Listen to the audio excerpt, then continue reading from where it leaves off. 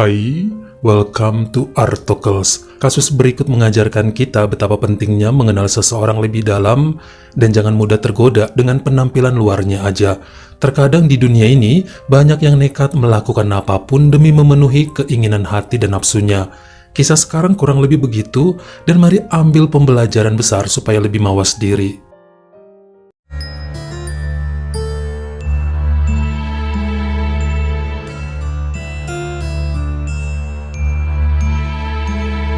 Hari ini saya mau ajak kamu ke benua Afrika lagi setelah 2 bulanan gak bahas kasus dari negara Tunisia. Tepatnya ke kota Bizerte yang populasi penduduknya hampir 190.000 jiwa menurut sensus tahun 2020. Daerah ini terkenal dengan industri perikanan, pantai, serta benteng sebagai objek wisatanya. Saya kenalkan kamu dengan seorang pria kelahiran tahun 1986 dari wilayah tersebut. Namanya Baha Dali Abdallah yang dibesarkan sangat baik oleh kedua orang tuanya. Hubungannya dengan sang ibu Marwa dekatnya bukan main, terkhusus setelah kepergian ayahnya pada tahun 99. Baha dan mamanya seperti nggak terpisahkan, saling menjaga dan mendukung satu sama lain. Makanya saat Baha lolos menjadi polisi pada tahun 2009, luar biasa bahagia mereka. Doa ibunya terkabul dan keuangannya pun makin membaik semenjak saat itu. Baha anak yang sangat berbakti, apapun dia lakukan demi ibunya. Dia sangat memuja Marwa yang sanggup mendidik serta membesarkannya dengan baik. Selalu mencium tangan ibunya, memeluk, ngajak bercanda, dikasih bunga, bahkan diajakin jalan-jalan. Yang paling sedih pada saat Baha ditugaskan keluar kota. Dengan terpaksa Marwa memanggil ponakan yang lain untuk menemaninya. Padahal sang putra berharap bisa mendampingi selalu. Sebenarnya pada tahun 2010, Marwa sempat menikah lagi dengan seorang duda yang juga bawa anak. Namanya Eben Urzazi yang saat itu masih berusia 9 tahun. Mereka hidup bersama dengan akur. Namun sayangnya sang suami baru kemudian meninggal karena kecelakaan di tahun 2013 hingga akhirnya tinggallah mereka bertiga bersama Elben. Baha menyayangi pemuda itu dan telah menganggapnya saudara kandung. Beda usia mereka 15 tahun, mengajarkan banyak hal serta mengayomi. Begitu juga Elben sangat menghormati ibu dan abang tirinya. Makanya tiap kali Baha dinas keluar kota, sekarang udah ada yang menjaga dan menemani Bu Marwa di rumah. Banyak yang mengira bahwa kepatuhan yang dijalani Baha terhadap ibunya membuat dia lupa mencari jodoh. Hampir nggak ada yang tahu dia itu punya cewek atau enggak sampai usianya beranjak kepala 3. Mungkin karena emang sibuk juga kali ya, suka pindah-pindah kota demi tugas negara. Setiap orang ketemu dia di mall atau di jalanan, pasti yang sedang digandeng adalah sang emak. Namanya netizen nyinyir bisa muncul di mana-mana di berbagai negara. Risih dengan omongan tetangga yang bilang dia nggak doyan sama cewek, akhirnya mau juga dijodohin temennya dengan seorang wanita bernama Nesma Neni berusia 29 pada tahun 2019. Cewek yang bekerja di sebuah pelabuhan tersebut ternyata emang udah naksir sama Baha sejak dulu. Diperkenalkan sama ibunya dan berniat akan segera menikah meskipun usia pacarannya baru 2 bulanan. Namun nampaknya Bu Marwa nggak suka ngelihat Nesma. Cara ngomongnya ketus, lebih sibuk dengan handphonenya sambil cekikikan kalau diajak ngobrol sama Marwa. Nggak sopan, dan yang paling mencolok adalah dandanan serta gaya berpakaiannya. Sering pakai yang minim-minim, kelihatan udelnya ke segala penjuru. Dadanya kayak sengaja ditonjol-tonjolin dan digoyang-goyangin kalau jalan. Entah maksudnya biar apa. Makeupnya terlalu menor, dan kalau duduk pahanya nyerah kemana-mana. Intinya Marwa nggak suka, dan ini jadi keresahan bagi dia. Pernah juga satu kali ngomong ke putranya agar mencari yang lain aja lah. Tahu sih nggak mudah dapat pasangan untuk orang yang sibuk seperti Baha. Usianya juga nggak muda lagi. Tapi bukan berarti ngasal cari calon istri. Jika emang udah waktunya, bakal dapat jodoh juga yang tepat dan sesuai dengan norma agama. Hal tersebut jadi bahan pikiran Baha. Di satu sisi dia sayang sama Nesma, meskipun rasa patuhnya pada sang ibu bakal mengalahkan segalanya. Pada bulan April 2019 saat bertugas keluar kota, terjadi pertengkaran hebat antara Marwa dengan Nesma. Gadis itu tahu bahwa Marwa nggak suka sama dia yang mencoba untuk mempengaruhi putranya supaya putus. Nesma ngamuk karena menurutnya nggak ada yang salah dengan cara berpakaiannya. Itu nggak menunjukkan sifat aslinya. Jangan nilai dari baju luar. Banyak kok yang tertutup juga kelakuannya bajingan. Intinya, dia nggak mau karena pakaian yang minim jadi alasan hubungannya hancur. Marwa cuma bisa diam aja saat dibentak dan diomel-omelin. Hanya Elben yang membelanya dan kemudian ngadu pada sang abang. Bahkan belakangan juga ketahuan bahwa Nesma mencoba menampar wajah Marwa dan Elben yang bikin tekad Baha semakin bulat untuk mengakhiri hubungannya. Walaupun kemudian gadis itu nangis-nangis minta maaf, namun semua sudah sepakat bahwa Nesma bukanlah wanita yang tepat untuk Baha.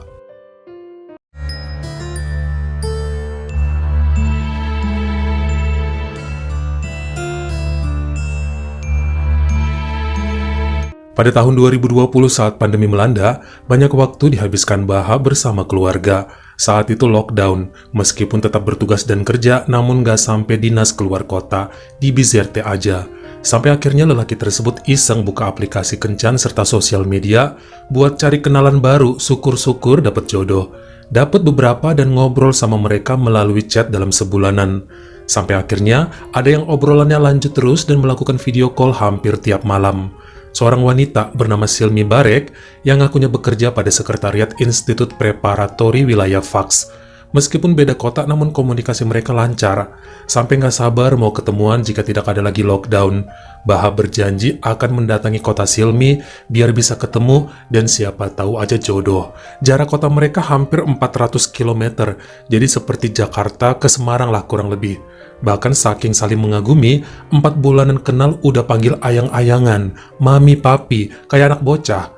Tapi emang mereka seserius itu. Pas video call juga malahan Bu Marwa dikenalkan sama Silmi.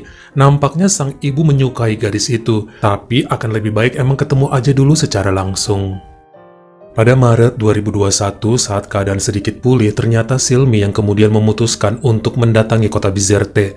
Sekalian jalan-jalan, bosan di Sfax mulu. Hal ini disetujui Baha. Bahkan saat pria tersebut bilang mau bayarin tiket pesawatnya, ditolak sama Silmi, biar dia bayar sendiri. Hal ini makin membuat Baha salut sebab menganggapnya sebagai gadis mandiri dan gak mata duitan. Akhirnya tiba juga gadis itu di rumah Baha, lalu kenalan sama ibu dan adiknya.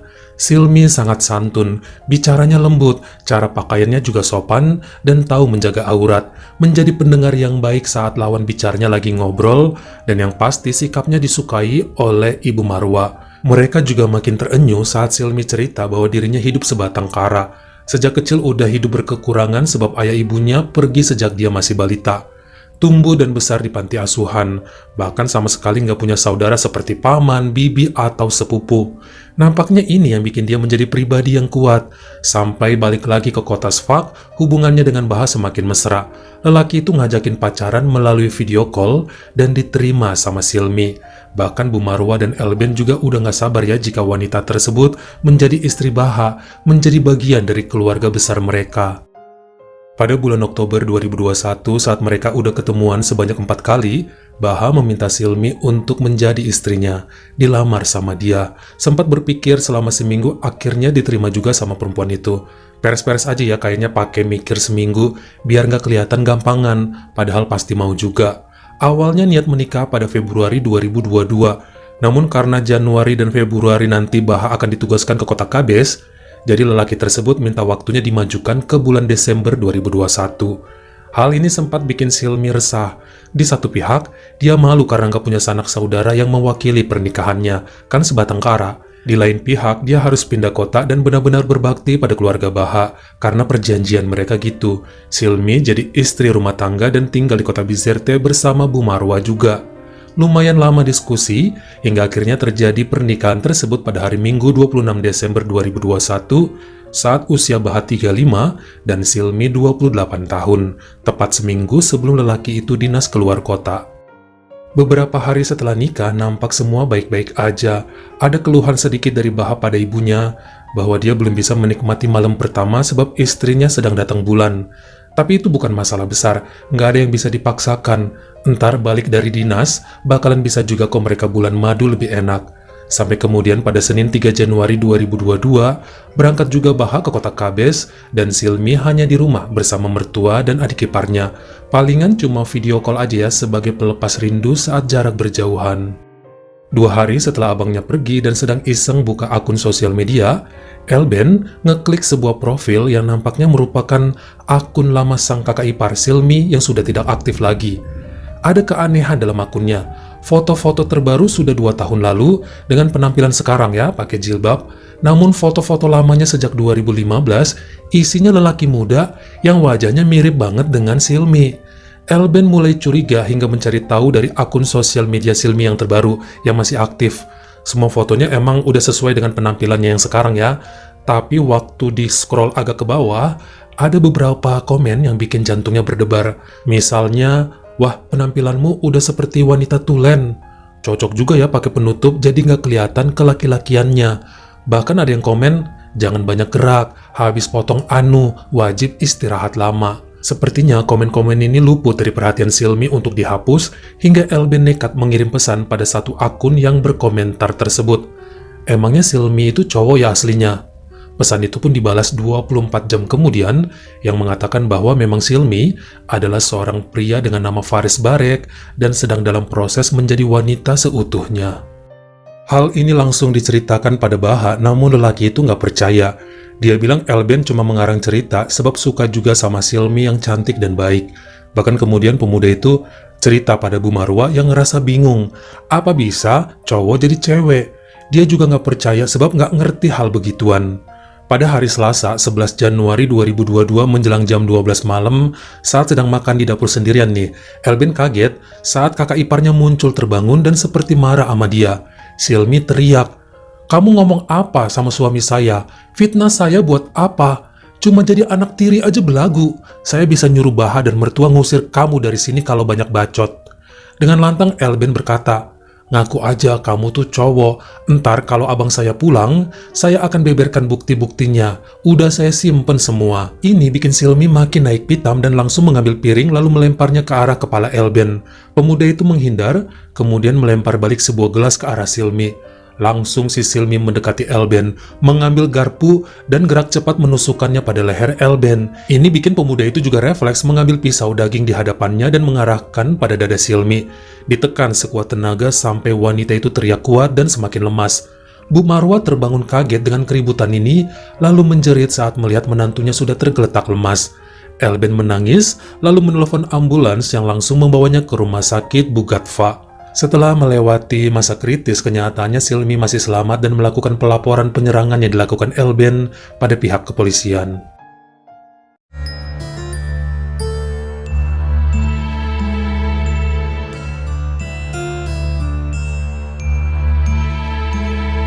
Kejadian ini membuat Baha langsung balik ke kota Bizerte setelah ditelepon ibunya, menjenguk istri di rumah sakit lalu mendatangi adiknya di kantor polisi.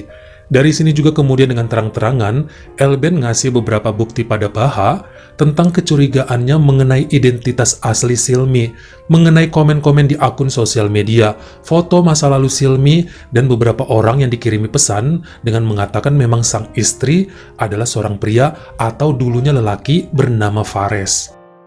Sang pengacara Fauzi Ben Ade Samad kemudian membentuk tim untuk membuktiin omongan orang-orang tersebut. Perlu waktu sebulanan sampai kemudian didatengin tempat tinggal Silmi yang ada di Sfax dan menanyai orang sekitar. Hingga akhirnya ketahuan bahwa orang tua Silmi masih hidup, namun udah tidak menerimanya sebagai anak karena melawan kodrat sebagai lelaki. Kakaknya Silmi juga menyatakan bahwa sang adik telah melakukan 2 kali operasi pemotongan anu dalam masa waktu 7 tahun. Fares memiliki 4 kartu tanda penduduk dengan 3 diantaranya bernamakan wanita. Terbukti juga selama ini bukan bekerja pada Sekretariat Institut Preparatori, melainkan jadi relawan di sebuah lembaga pembelaan transgender yang masih ilegal sambil jualan tas wanita secara online. Mungkin hal-hal ini yang kemudian masuk akal bagi Baha. Kenapa istrinya nggak bisa menghadirkan wali saat nikah dari pihak keluarga atau temennya? Ya kalau sebatang kara oke lah, tapi kan ngaku udah bekerja, masa nggak ada satupun teman kantornya yang hadir saat perkawinan? Terkhusus tiap kali Baha pengen datang ya ke kota Sfax, mau lihat tempat tinggal Silmi dan wilayah sekitarnya, ada aja alasan yang bikin mereka sulit untuk datang ke sana. Sempat curiga, namun mikirnya ya bisa aja Silmi punya mantan atau masa lalu kelam yang gak mau diketahui orang, biar bisa move on. Tapi ya nggak sekelam ini juga. Pantes aja banyak alasan selama seminggu pertama saat diajakin berhubungan badan. Ternyata gitu toh. Kalau ada yang nanya, kan suaranya bisa ketahuan. Ya kenyataannya banyak wanita di Tunisia dan Algeria memang bersuara ngebas, jadi tetap dianggap wajar. Menurut keterangan Elben, dirinya hanya mencoba melakukan pembelaan diri. Saat malam kejadian justru Silmi yang mencoba menyerang duluan. Hal ini dibuktikan dengan luka pada lehernya akibat perbuatan kakak iparnya tersebut. Tidak bisa dipungkiri bahwa kekuatan yang digunakan Silmi adalah tenaga lelaki sebenarnya. Dia merasa Elben merupakan ancaman yang bisa membuka kedoknya. Karena sudah terpojok, akhirnya Silmi ngaku dia melakukan penyerangan sebab ingin mengintimidasi Elben supaya nggak buka suara dan tidak membeberkan kebenaran. Bagaimanapun, dia ingin tetap bersama Baha.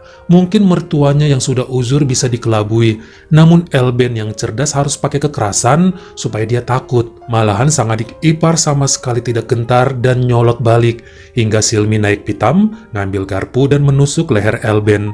Ternyata pemuda itu lagi makan steak dan pisau dagingnya dipakai untuk melawan balik. Silmi kaget nggak berdaya sampai dibawa ke rumah sakit.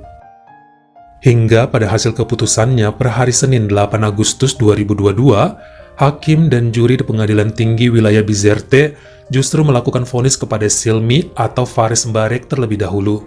Lelaki berusia 29 tahun tersebut kena tuntutan pemalsuan dokumen, kebohongan serta penipuan identitas yang merugikan banyak orang, serta penyerangan terhadap sang adik ipar.